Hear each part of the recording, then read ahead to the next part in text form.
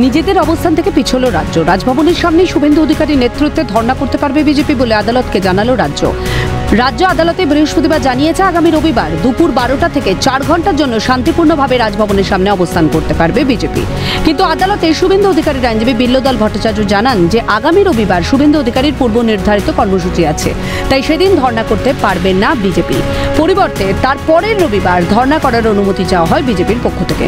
বিচারপতি অমৃতা সিনহা রাজ্যকে বলেন পরের রবিবার অনুমতি দেওয়া যাবে কিনা তা জেনে আগামী মঙ্গলবার পরবর্তী শুনানিতে আদালতকে জানাতে। রাজ্যের অ্যাডভোকেট জেনারেল জানান তিনি জেনে মঙ্গলবার জানাবেন পরের রবিবার ধর্ণার অনুমতি দেওয়া যায় কিনা। তাতে তো অনেক জিনিসই বেরিয়ে পড়েছে, অনেক সত্য সামনে চলে এসছে।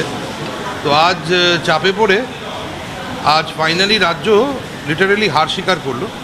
আজকে এসে রাজ্য আদালতের কাছে জানিয়েছেন যে রাজ্যের কোনো আপত্তি নেই, যে জায়গাতে অক্টোবর মাসে তৃণমূল কংগ্রেস ধর্ণা অবস্থান করেছিল 5 দিনের জন্যে, সেই জায়গাতেই যদি অবস্থান করেন আর কি, শান্তিপূর্ণ অবস্থান মাননীয় বিরোধী দলনেতা, তাহলে এই রোববার করতে পারেন, তাদের রাজ্যের কোনো অবজেকশন নেই।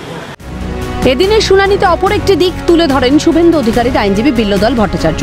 তিনি আদালতের দৃষ্টি আকর্ষণ করে বলেন এতদিন ধরে রাজ্যের অ্যাডভোকেট জেনারেল আদালতে বলে এসেছেন রাজভবনের সামনে 144 ধারা রয়েছে, কিন্তু মুখ্যমন্ত্রী এদিন নবান্ন থেকে মন্তব্য করেছেন অক্টোবরে যখন অভিষেক বন্দ্যোপাধ্যায়ের নেতৃত্বে রাজভবনের সামনে ধর্ণা করা হয় তখন সেখানে 144 ধারা ছিল না। আইনজীবী প্রশ্ন করেন পুলিশ মন্ত্রী কিভাবে এই ধরনের মন্তব্য করতে পারেন। একথা শোনার পর বিচারপতি সিনহার পর্যবেক্ষণে উঠে আসে রাজনৈতিক নেতাদের বিশ্বাস করার দরকার নেই, আদালতে এজি যা বলছেন সেটাই বিশ্বাস করুন। রাজনৈতিক নেতাদের বক্তব্যে বিভ্রান্তি বাড়ে, রাজনৈতিক মামলার জেরে বাকি মামলার ক্ষতিও হয়ে যায়।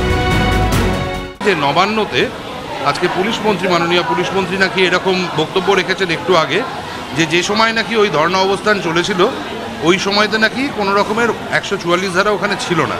তো আমি আদালতের কাছে আজকে সেটাও পয়েন্ট আউট করি যে আমরা কার কথা বিশ্বাস করব। রাজ্যের অ্যাডভোকেট জেনারেল যিনি কোর্টের কাছে অন রেকর্ডস কিছু দেখে ইনস্ট্রাকশনস নিয়ে যেটা সাবমিট করছেন, না মাননীয় পুলিশ মন্ত্রী যিনি নবান্ন থেকে অফিসিয়ালি এরকম স্টেটমেন্ট অন ক্যামেরা করছেন।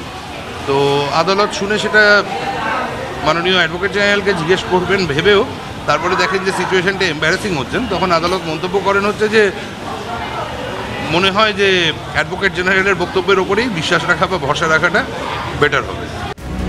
রাজভবনের সামনে অক্টোবর মাসে অভিষেক বন্দ্যোপাধ্যায়ের নেতৃত্বে শাসক দল যখন ধর্ণা করেছিল তখন অনুমতি দিয়েছিল পুলিশ, কিন্তু বিরোধীরা যখন সেই জায়গায় ধর্ণা দেওয়ার অনুমতি চাইল তখন তাদের 144 ধারা দেখিয়ে অনুমতি দেওয়া হলো না। একই জায়গায় দু ধরনের নিয়ম কেন, রাজ্যের কাছে জানতে চেয়েছিল আদালত। তবে কি এই প্রশ্নের সঠিক উত্তর রাজ্যের নেই বলেই এবার অবস্থান বদল করল রাজ্য? শত ওজোর আপত্তির কথা বলেও পিছু হটতে বাধ্য হলো বিজেপিকে ধর্ণা করার অনুমতি দিতে? প্রশ্ন ওয়াকিবহাল মহলে। ক্যামেরা জ্যাকি সিং এর সঙ্গে অভিরূপা হাজার রিপোর্ট, ক্যালকাটা নিউজ।